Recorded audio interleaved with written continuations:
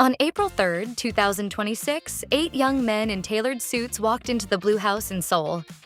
Cameras flashed, diplomats smiled. A Korean pop group was shaking hands with the President of France. Within hours, their own fans were screaming at them online. Not in excitement, in betrayal. This is the story of how a single luncheon turned Stray Kids, one of the biggest groups on the planet, into the center of a global argument about politics, propaganda, and the price of being a K-pop idol. To understand why this matters, you have to understand what this event was. April 3, 2026 marked 140 years of diplomatic relations between South Korea and France, a milestone anniversary. And to commemorate it, the Blue House, the historic seat of South Korea's presidency, hosted a state luncheon. This wasn't a fan meeting. This wasn't a music show. This was statecraft. Prime ministers, ambassadors, business leaders, and cultural figures were all in attendance. And from the entire galaxy of K-pop, BTS, Blackpink, Twice, New Jeans, aespa, 17, hundreds of active groups. Only one was invited to represent the genre: Stray Kids. On paper, it made sense. Stray Kids in 2026 is arguably the most commercially dominant act in K-pop. Multiple #1 Billboard albums, a sold-out world tour that hit 23 cities, festival headliner slots at Governor's Ball in New York and Rock in Rio in Brazil on the way. They are, by nearly every metric, global ambassadors for Korean music. So when photos surfaced of Hyunjin and Felix smiling beside French President Emmanuel Macron and First Lady Brigitte Macron, it should have been a PR triumph. It wasn't. Within hours of the photos going live, something unusual happened. The loudest voices condemning Stray Kids were not haters. They were not rival fandoms. They were stays, Stray Kids' own fan base, and specifically, French stays.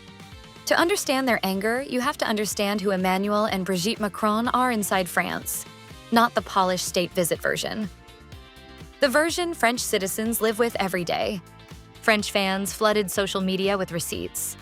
Macron's government has faced years of protest over its stance on women's rights, over policies that critics across France describe as Islamophobic, over his wife's public remarks defending a comedian accused of rape, remarks that dismissed the feminists protesting against him. These weren't fringe accusations. They were news cycles French stays had lived through for years. And now, the group they loved was posing with these two like-old friends. One French fan wrote that seeing Stray Kids used to clean up what she called a disgusting reputation was something she could not celebrate, at any cost. Another said bluntly that Macron is Islamophobic and that she would rather disappear than be seated at that table. The phrase, "Free my Stray Kids," started trending. Not from aunties, from the fandom itself. But here's where the story gets more complicated, because Stay didn't speak with one voice. A second wave of fans pushed back, hard, on the critics. Their argument was simple. Stray Kids didn't choose to be there. JYP Entertainment, their label, sent them. Idols under Korean management contracts do not get to decline state invitations. They cannot, as one fan put it, even take pictures freely with other celebrities, let alone decline a seat at the presidential table. These fans argued that blaming the members was blaming the wrong people, that the real issue was a label system and a government machine using young artists as soft power tools. But then came the counter-counter argument. And this is where it got sharp. Other fans, many of them longtime stays, pointed out something uncomfortable.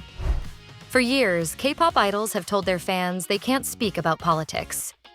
They can't comment on Palestine. They can't mention Gaza. They can't weigh in on human rights crises because, quote, K-pop isn't political.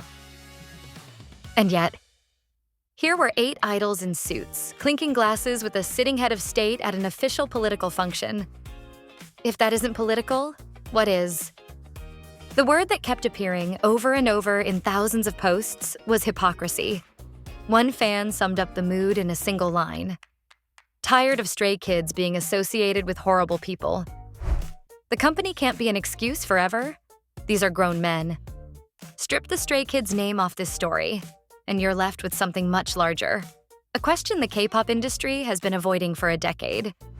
What exactly is an idol for? Korean soft power, what the world calls Hallyu, is not an accident.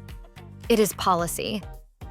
The South Korean government has, for over 20 years, deliberately invested in exporting Korean music, drama, and film as tools of international influence.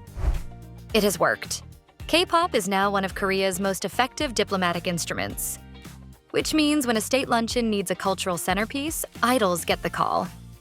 And the idols, contractually, culturally, structurally, cannot say no. The Blue House incident forced stays to confront something they had maybe always known but never said out loud. The artists they love are not neutral. They cannot be. Their very presence at an event is a political statement, whether they speak a word or not. The tragedy to many fans is that Stray Kids themselves are probably caught in the middle. 8 men who built a career on themes of self-acceptance, resilience, and fighting the system, now photographed as props for a system they may or may not believe in. Nobody has heard from the members directly. JYP Entertainment has not commented. And in all likelihood, they never will. So where does this leave Stray Kids? In June, they headline Governor's Ball in New York. In September, they headline Rock in Rio in Brazil. A new album and world tour are on the horizon.